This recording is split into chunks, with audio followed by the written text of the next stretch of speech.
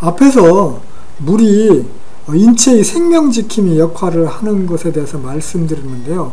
물이 이런 역할을 하는 것은 그 안에 미네랄이 있기 때문에 그렇습니다. 미네랄이라는 건 광물질인데요. 이런 어떤 광물질들은 어떤 그 물이 어떤 그 이것을 녹여내는 거죠. 칼륨, 마그네슘, 칼슘, 나트륨 이런 어떤 수용성 그 광물질, 알카리성 금속인데요. 이런 것들을 녹여내 가지고서 물이 품고 있습니다. 그럼으로써 물이 생명작용을 하는데요. 이런 어떠한 그 알카리성 물질들이 어떤 인체가 산화가 되는 것을 저지하는데요. 그것이 매일매일 어떤 그 소모가 되는 어떤 그런 모양입니다. 이 그림에 어떤 아이부터 할머니까지 손이 쭉 있는데요. 이처럼 노화가 진행이 되는 것은 그 앞서 말씀드린 대로 산성화 때문이고, 이것을 저지하는 것은 어떤 물속의 미네랄이라고 볼 수 있겠습니다. 이러한 그 미네랄들은 주로 껍질에 존재합니다. 미네랄은 딱딱한 광물질인데요. 식물은 이런 딱딱한 광물질을 물과 함께 빨아들여 가지고서 꼭 필요한 부분, 과육의 껍질이랄지 씨앗이랄지 나무의 표피랄지 이런 어떤 자신을 보호하고 싶은 이런 부분들의 어떤 딱딱한 광물질을 배치합니다. 그러나 이런 부분들은 먹기가 쉽지 않죠. 버리고 먹습니다. 그러다 보니까 버리는 부분은 지금 껍질, 이것은 주로 알카리성 미네랄이 많이 포함되어 있고요. 먹는 것은 과육, 그러다 보니까 탄수화물만 있다 보니까 이게 산성물질이 되겠습니다. 그래서 이런 것만 먹다 보면은 계속해서 미네랄이 부족한 부분들이 생기는 거죠. 특히 가공식품은 이런 탄수화물 부분만 가지고서 요리를 하다 보니까 미네랄이 더 부족해집니다. 대전에 모 중학교 학생들이 비둘기똥을 관찰해서 우수상을 받은 적이 있다는데요.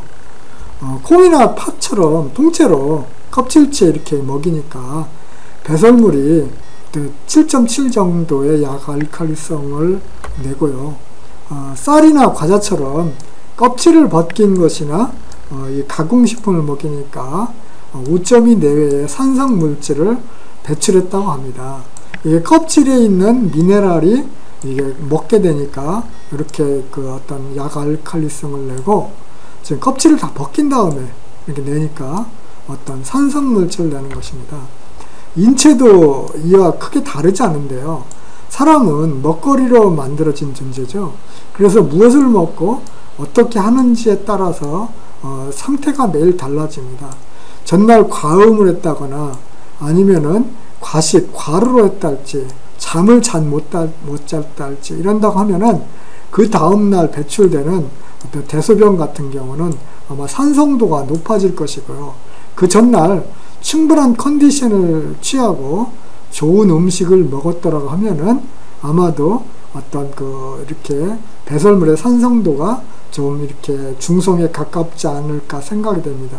이처럼 인체는 매일매일 무엇을 먹고 어떤 행동을 하는지에 따라 가지고 그것이 누적됩니다.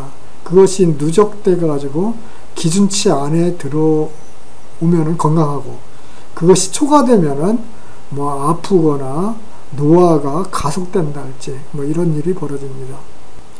생물체는 생명이 짧은데요. 미생물 같은 거는 몇 시간이면은 다 이렇게 죽습니다. 그렇지만은 고등체일수록 장수를 하는데 인간은 100년까지도 살 수 있게 되었죠.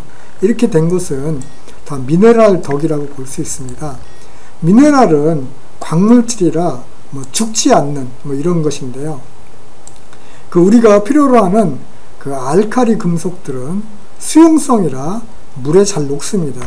이것이 물에 녹으면은 식물은 이것을 흡수해서 과일이나 씨앗을 만드는데, 그 구조를 보면은 껍데기는 이렇게 무기물로다가 이렇게 만들죠. 단단하기 때문에요.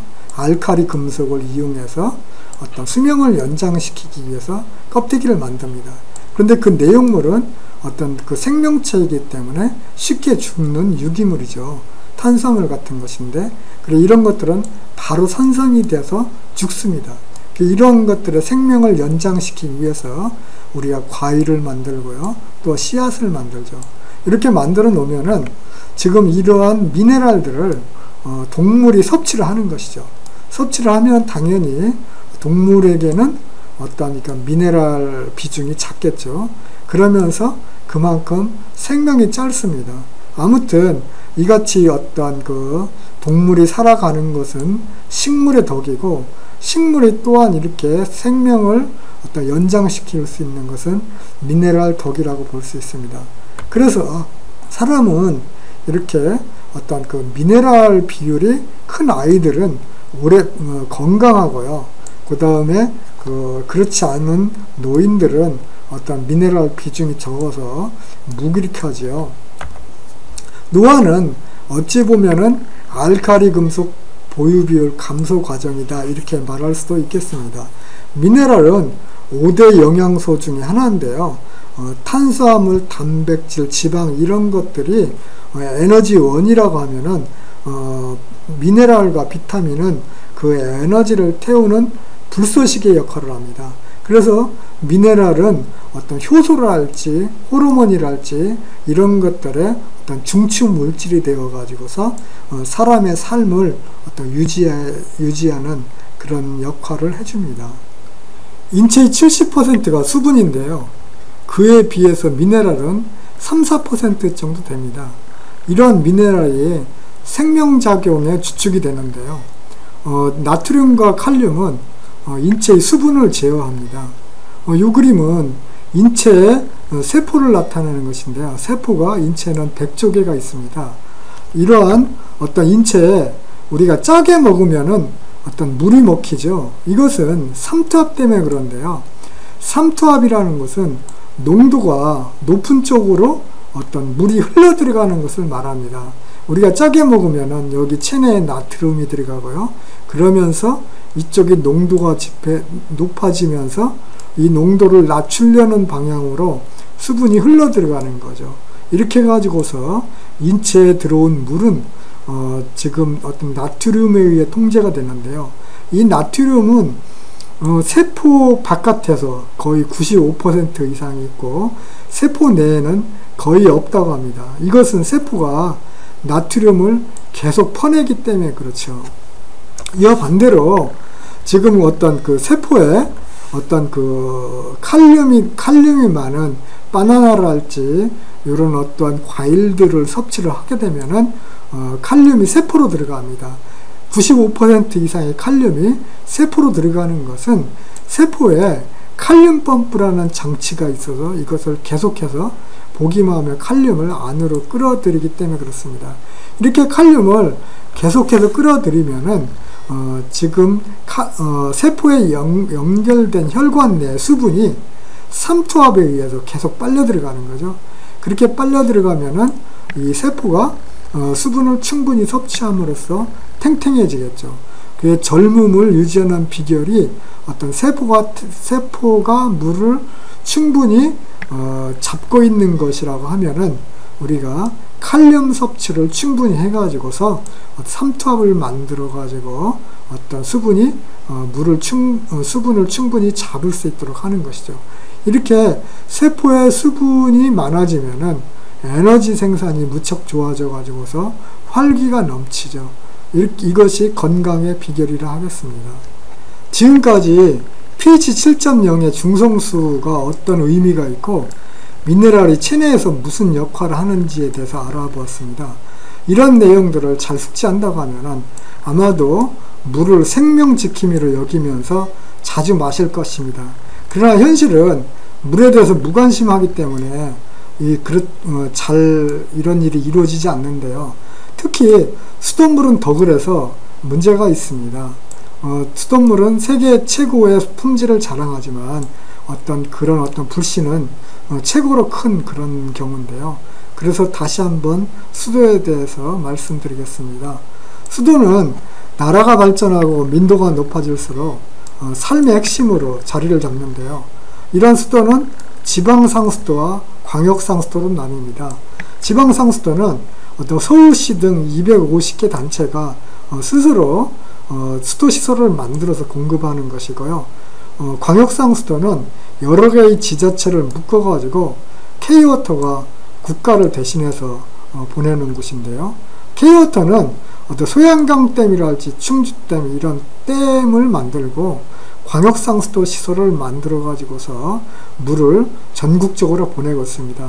이렇게 함으로써 물이 가물 때나 홍수가 날 때 이럴 때조차도 큰 어려움 없이 물을 공급을 하고 있는데요. 최근에는 민도가 높아지면서 어떤 그 한순간이라도 물이 어떤 단수가 되면은 뭐 큰일이 나죠.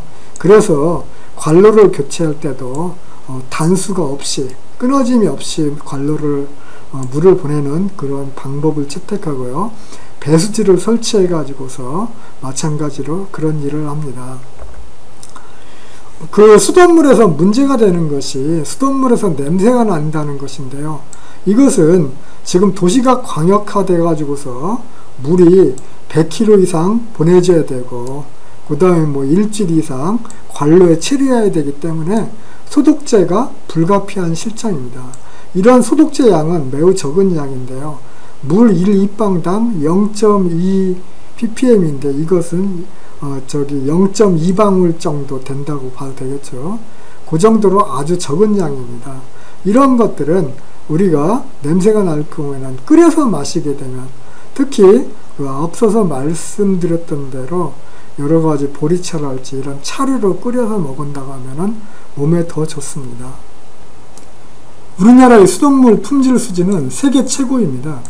그것이 이제 어떤 그 이윤보다도 공공성을 생각하는 공기업들이 만들기 때문에 그런데요. 사실 원수 자체도 굉장히 좋습니다. 국토 대부분이 화강암이라 원수도 좋고요. 그 다음에 또 수처리 공정이랄지 이런 기술들도 탁월하고 최근에는 어떤 수질이 좋은데도 불구하고 어떤 불신을 해소하기 위해서 고도정수 처리까지 하다 보니까 더욱더 물이 좋아집니다. 이렇게 품질은 뛰어난데요. 그런 품질임에도 불구하고 어떠한 또 문제가 없는지를 어떤 수질 검사를 합니다. 이때 지금 미국이랄지 일본은 100개가 조금 넘는 수준에 비해 가지고 어떤 서울시나 부산시는 어떤 지금 164랄지 263이랄지 많이 하고요. 특히 부산시 같은 경우에는 어떤 낙동강 하류에 있다 보니까 더 많이 합니다. 수자공사 같은 경우는 250개 항목을 하고 있습니다. 그렇지만 수돗물에 대한 불신은 어떤 또 세계 최고 수준입니다. 참 아이러니하죠. 이렇게 어떤 좋은 원수를 가지고서 잘 만들어서 검사도 최고로 많이 하는데 그럼에도 불구하고 어떤 이런 수돗물에 대한 불신은 세계 최고라는 것이 어떤 참 아이러니한 일입니다. 최근에는 IT 기술을 이용해 가지고 과학적인 물 관리를 하고 있습니다. 취수장은 표층수나 지하수를 취수해서 정수장으로 보내는 설비인데요. 정수장에서 이렇게 받은 물을 이제 맑게 만들어 가지고 공급을 하게 됩니다. 이때 그 배수지라는 설비를 활용해 가지고서 물량을 조절하거나 아니면 단수 시에 대비를 하는데요. 행여 문제가 있을 때 이런 것들을 어떤 감시하거나 그렇게 합니다. 또한 수용가 쪽에서는 어떤 관 내부에 이물질이 있는지 또는 문제가 있는지를 탐사를 하고요.